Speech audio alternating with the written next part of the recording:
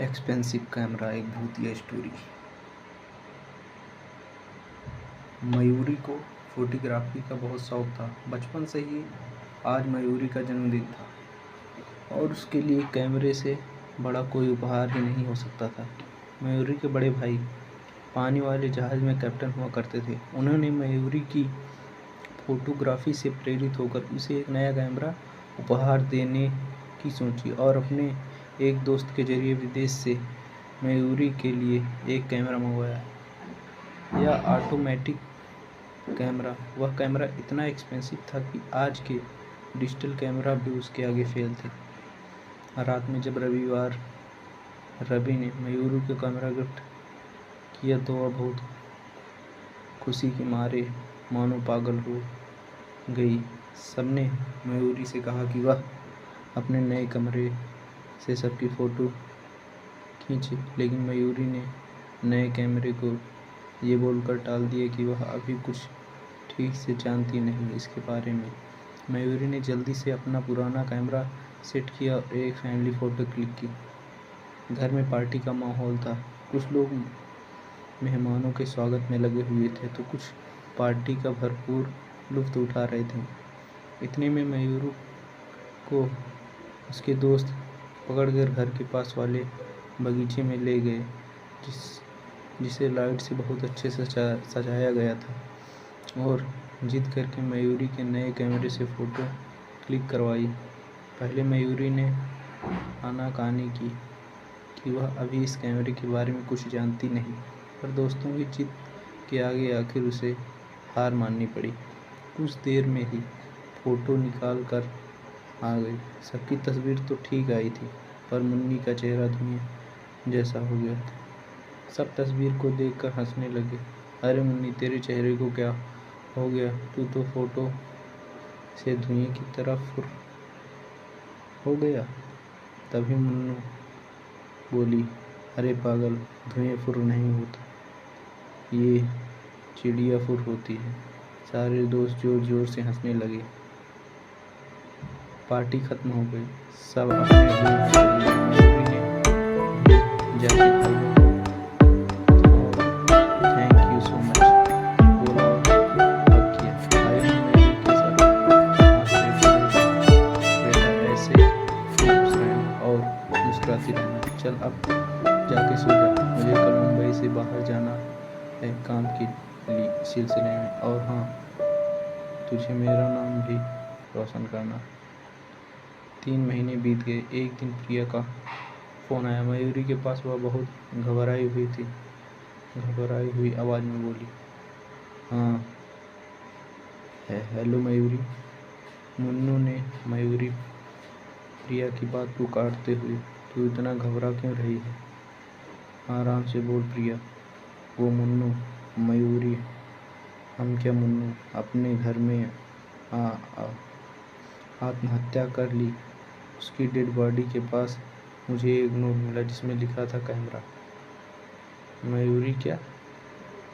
प्रिया, हाँ, मैं वो नोट सबसे छुपा के ले आई, कहीं तुझे कुछ हो ना जाए इसीलिए। मयूरी ने तुरंत अपनी गाड़ी स्टार्ट करके प्रिया के घर गई, उसको लिया और फिर मुन्नू के घर पहुंच गई। बहुत भीड़ लगी हुई थी वहाँ। मयूरी सीधे मुन्नू की माँ के पास गई। उन्हें संभालते हुए पास में ही खड़े पुलिस इंस्पेक्टर को, जो मुन्नी की माँ से कुछ जानकारी इकट्ठा करने की कोशिश कर रहे थे, परंतु मुन्नू की माँ होश में होती तब बहुत कुछ बोलती। मयूरी पुलिस के हाथ में वो नोट देती हुई बोली, ये नोट प्रिया को डेड बॉडी के पास मिला था। वो बहुत घबराहट और डर की वजह से इस नोट को यहाँ से बिना किसी को बताए ले गई, कहीं मुझे कुछ न हो जाए। इंस्पेक्टर ने मुँह खोला, यह क्या है? इसमें तो सिर्फ कैमरा लिखा है, इससे हमारी क्या मदद होगी? बोलते हुए उसे वहीं फेंक दिया और दूसरी तरफ जाके अपना काम करने लगा।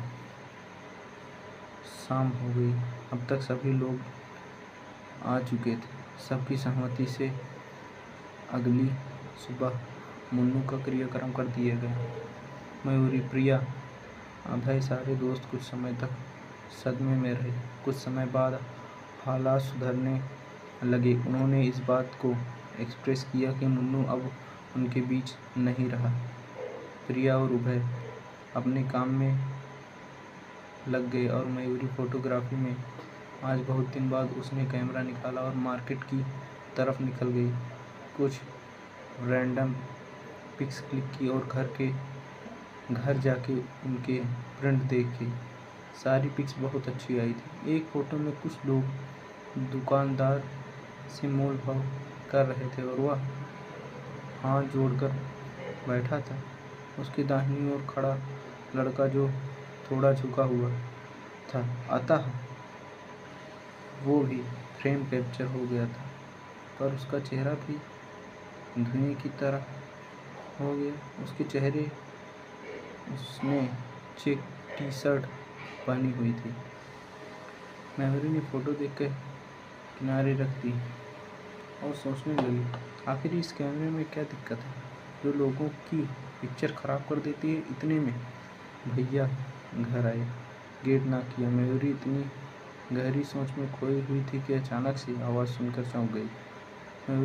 मयूरी ने चेहरे को पोंछते हुए गेट खोला। रवि, अरे तुझे क्या हो गया, इतना पसीना क्यों आ रही?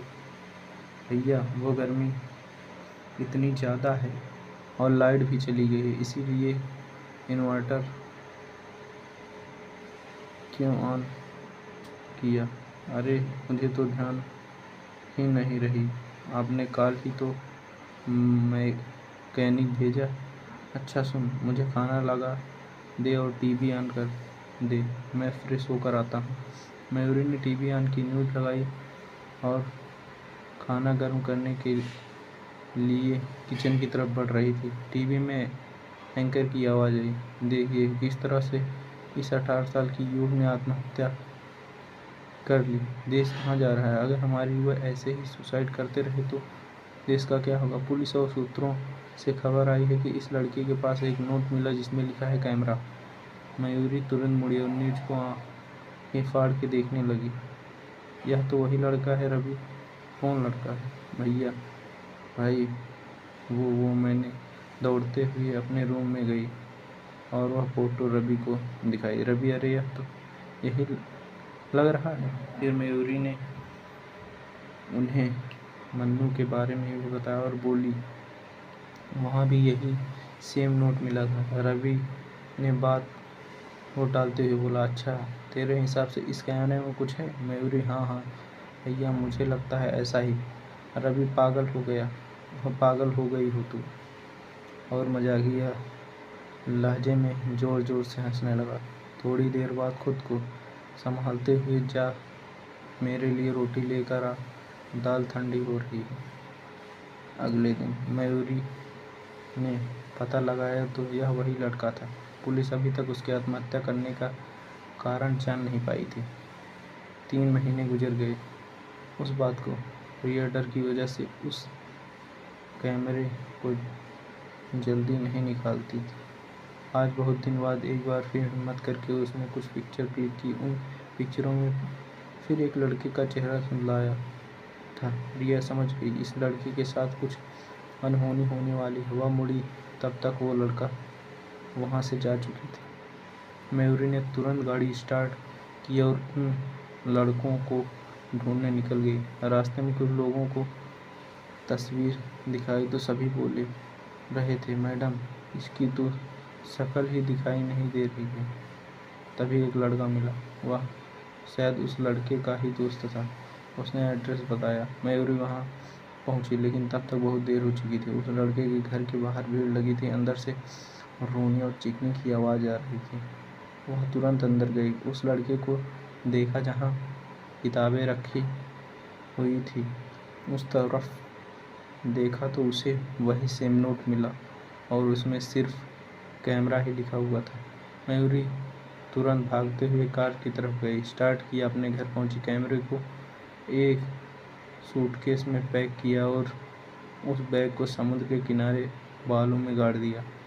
उसके बाद से ऐसा कोई घटना नहीं हुई, लेकिन मयूरी को बहुत पछतावा हुआ। उसने अपने भाई को सारी बातें बताई तो उन्होंने बोला, हो सकता है वह कोई हॉन्टेड कैमरा हो, मैं पता लगाऊंगा उस कैमरे के बारे में।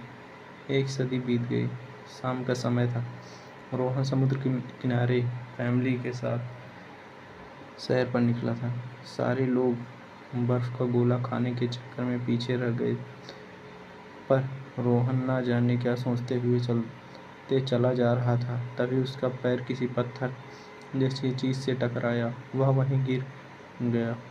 वह उठा और पीछे मुड़कर देखा तो सूटकेस जैसा कुछ था, जो जमीन में बहुत ज़्यादा धंसा हुआ था। उसने खोदने की कोशिश की, लेकिन वह असफल रहा। तभी पीछे से आवाज़ आई, रोहन बेटा, गोला खा ले, आके पिघल रहा है। हाँ, आता हूँ।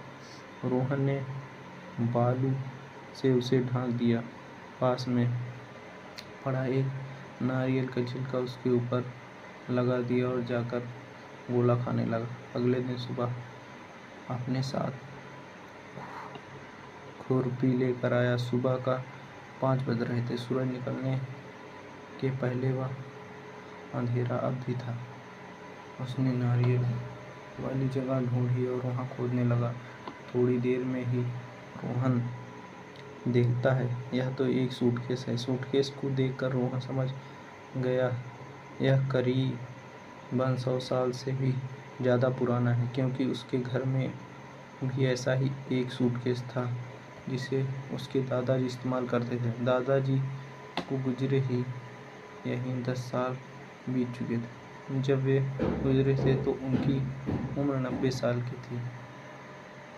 रोहन ने सूटकेस को खोला तो देखता है यह तो एक बहुत पुराना कैमरा है, जिसके बारे में उसने अभी कुछ समय पहले ही हाल ही में पढ़ा। उसने कैमरा निकाला। क्योंकि उसको इस कैमरे की कुछ खास जानकारी नहीं थी, तो वह सीधे उस कैमरे को अपने टीचर के पास ले गया।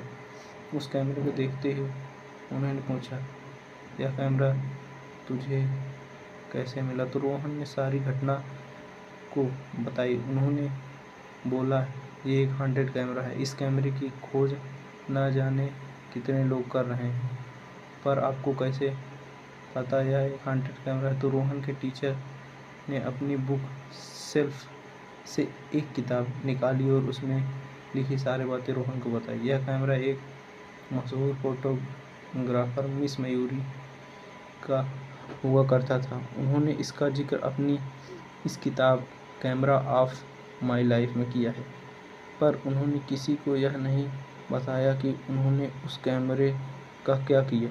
इस किताब के पब्लिश होने के बाद लोग जानना चाहते थे, इस हॉन्टेड कैमरे को देखना चाहते थे। आखिरकार हार मानकर मिस मयूरी ने तय किया कि वह अगले दिन वाली प्रेस कॉन्फ्रेंस में सबको उस कैमरे की जगह बता देगी, जिससे कि उस कैमरे को जलाकर हमेशा के लिए ख़त्म कर दिया जाए। उन्होंने एक फ़ोन कॉल से सभी न्यूज़ वालों को खबर की वह कल आ रही हैं, लेकिन अगले दिन मिस मयूरी नहीं पहुंची। न्यूज़ वाले उनके घर कॉल कर रहे थे। तभी किसी ने फ़ोन उठाया और बोला, सब खत्म। कुछ देर बाद सभी लोग मिस मयूरी के बंगले में पहुंचे तो देखते हैं कि उनका पूरा परिवार गायब है। बहुत ढूंढा गया। बड़े से बड़े अफसर की ड्यूटी उनको ढूंढने के लिए लगाई गई, पर कोई भी उन्हें ढूंढ नहीं पाया। आखिर में सबने हार मानकर इस बात को स्वीकार किया कि मिस मयूरी का परिवार रहस्यमय तरीके से गायब हो गया है। उस घर में अगर मिली तो मिस मयूरी के जन्मदिन की वह तस्वीर, जिसमें उनके भाई उन्हें ये कैमरा गिफ्ट में दे रहे थे। रोहन और उसके टीचर ने उसी दिन उस कैमरे को जला दिया ताकि और कोई